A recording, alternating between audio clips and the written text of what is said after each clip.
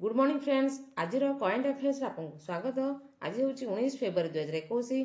चलतु आज important current affairs गुड़िक नजर पकाइबा।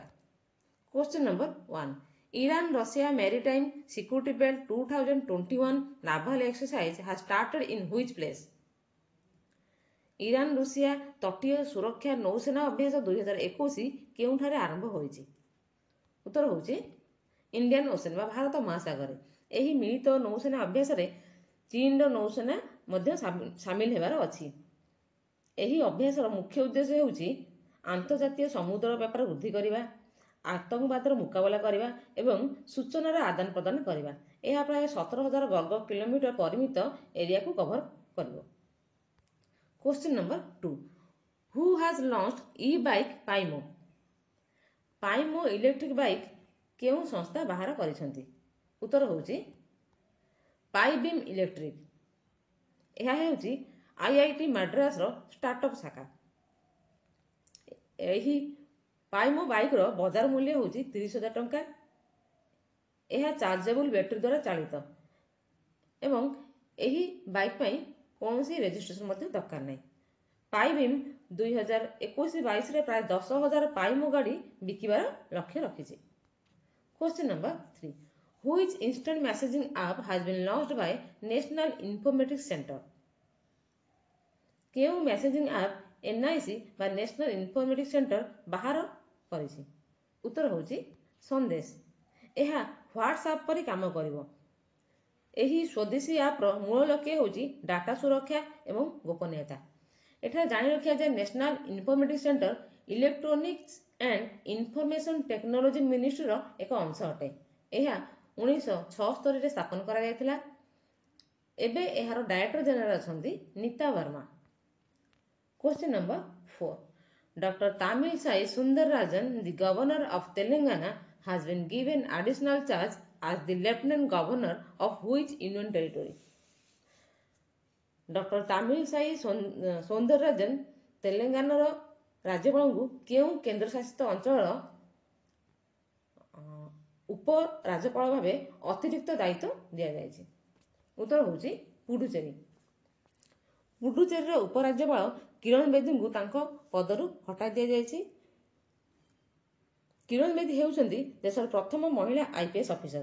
कुआ जाउछि जे पुडुचेरी रो मुख्यमंत्री भी नारायण स्वामी सह मतभेद जोगु तांको एही पदरु हटाई दिया जायछि। पुडुचेरी रो नूतन राज्यपाल नियुक्ति हेबा पर्यंत डॉक्टर तामिलसाई एही पद को संभालिबे। Question number 5 the ministry of housing and urban affairs has launched the pilot page जल सर्वेक्षण in how many districts? Housing एवं अर्बन अफेयर्स मिनिस्ट्री केतोटी सहर रे पायलट पे जन संरक्षण आरंभ करिसेंती। उत्तर होउछि 10टी।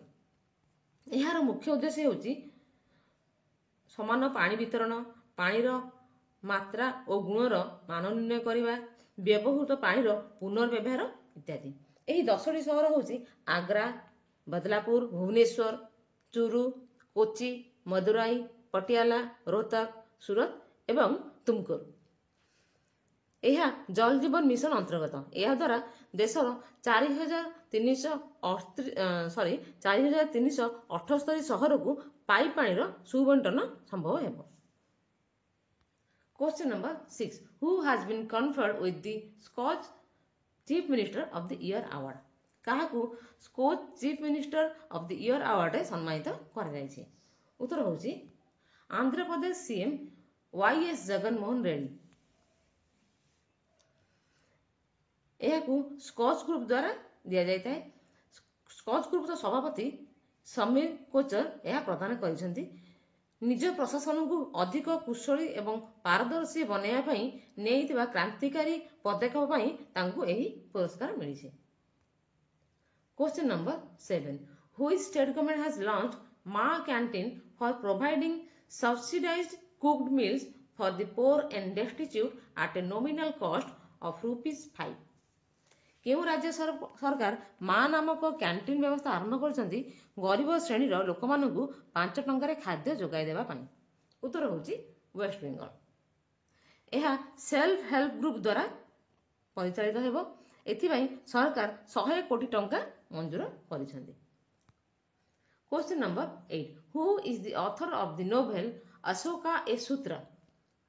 ଅଶୋକା ଏ ସୂତ୍ର ଉପନ୍ୟାସର ଲେଖକ କିଏ? ଉତ୍ତର ହେଉଛି ଇରୱିନ୍ ଆଲେନ୍ ସେଲି। ଏହା ମହାନ ସମ୍ରାଟ ଅଶୋକଙ୍କ ଏକ କାଳ୍ପନିକ ସଂସ୍କରଣ ଅଟେ।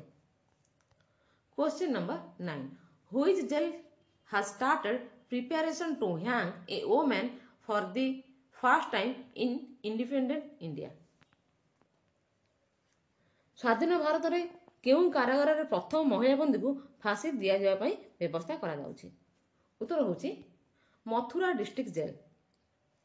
ଶବନମ ଅଲି ନାମକ ମହିଳା ଯିଏକି ନିଜ ପରିବାରର 7 ଜଣ ସଦସ୍ୟଙ୍କୁ ହତ୍ୟା କରିଥିଲେ ତାଙ୍କୁ ଏହିଠାରେ ଫାଶୀ ଦିଆଯିବ। 150 ବର୍ଷ ପୁରୁଣା ଏହି କାରାଗାରରେ କୌଣସି ମହିଳାଙ୍କୁ କେବେ ବି ଫାଶୀ ଦିଆଯାଇ ନାହିଁ। ଏହା ପ୍ରଥମତଃ ଜଣେ ମହିଳାଙ୍କୁ ଫାଶୀ ଦିଆଯିବାର ବ୍ୟବସ୍ଥା କରାଯାଉଛି। ଆଜି ପାଇଁ ଏତିକି। ଆଶା କରେ ଆପଣଙ୍କୁ ଭିଡ଼ିଓଟି ଭଲ ଲାଗିଥିବ। ଏହାକୁ ଅନ୍ୟମାନଙ୍କ ସହିତ ସେୟାର କରନ୍ତୁ ଏବଂ ଯଦି ଆପଣ ପ୍ରଥମ ଥର ପାଇଁ ଆମ ଭିଡ଼ିଓଟିକୁ ଦେଖୁଛନ୍ତି ତେବେ ଏହି ଚ୍ୟାନେଲକୁ ସବସ୍କ୍ରାଇବ୍ କରିବାକୁ ଯେମିତି ନ ଭୁଲନ୍ତୁ।